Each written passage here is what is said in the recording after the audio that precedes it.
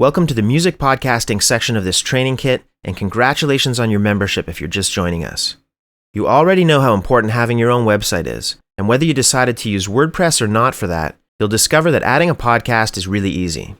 In Module 1, you found out exactly what a podcast is from the listener's perspective and where to find them. But now it's time to make one yourself from scratch and do some things with your DJ mixes that have only become possible recently. Before that, if you couldn't afford to pay for a professional duplication service, DJs were stuck burning demo CDs one by one at home. It hasn't even been very long since copying each cassette mixtape for an hour and a half in real time every time was the standard. High-speed dubbing could bring that time down to 45 minutes at best, but if you wanted people to hear the mix, you were also limited by how many you could physically mail out or fit into your pockets when you went somewhere. Now you can reach thousands of people all over the world instantly with a flick of your mouse and a few keystrokes. No matter how small you think your musical niche is, the numbers can really add up globally. If your sound is already popular, delivering a great podcast could be the thing that sets you apart. Traditional DJing at a party or club has always been about creating an environment with lights and a sound system to help people let down their guard and feel at home on your dance floor. Podcasting requires that people invite you into their space, and that's a deeper level of comfort and safety for them and a new kind of intimacy for you to explore as a DJ. That space could be their kitchen with friends, alone in the car, or any place they might be jogging with headphones on. You pick the music, but they select the moment, their ideal location, and favorite sound system. Maybe you'll be blasting through speakers in the backyard during a barbecue or whispering in their ears before bed. You won't get the immediate gratification and rush of playing for a crowd all at once in front of you, but your DJ sets can now touch other areas of people's lives too. With a bit of imagination, it's really fun to create soundtracks for house parties and road trips that haven't happened yet.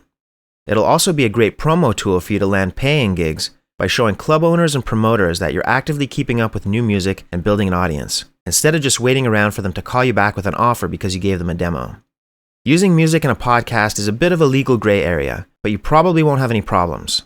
Independent labels and artists with little to no budget for promotion are now relying on podcasts, blogs, posting and retweeting to increase awareness of their releases. Selecting music for your mix is an act of commentary and critique, and hopefully you'll also be directing your listeners to places they can buy the songs and support those acts. When you're featuring new music on your show and providing direct links to online stores and artists' websites, you become an important part of the discovery process for fans.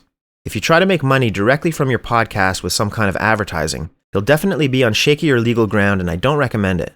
But very few artists will argue with the promotional benefits that they get from the exposure when you do this right. Picking a song for your music podcast is just like a blogger writing a review, posting a YouTube video, or any other fan sharing music they like on their social media profile. Used in a DJ set, you might also be remixing, editing, and combining songs together in a creative way to make something new. Major labels spend their resources going after the big share sites and upload platforms, not individual self-hosted websites like yours.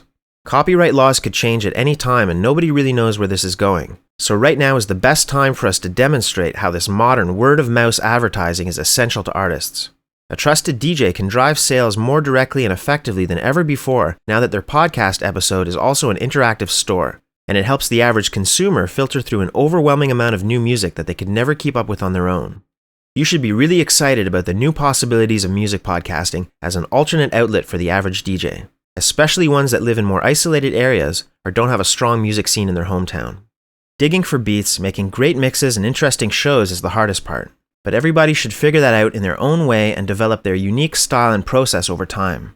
Once you have an MP3 file ready, the technical side of podcasting is much more straightforward, and you made the right decision by taking control and learning to do it yourself. Let's get into it.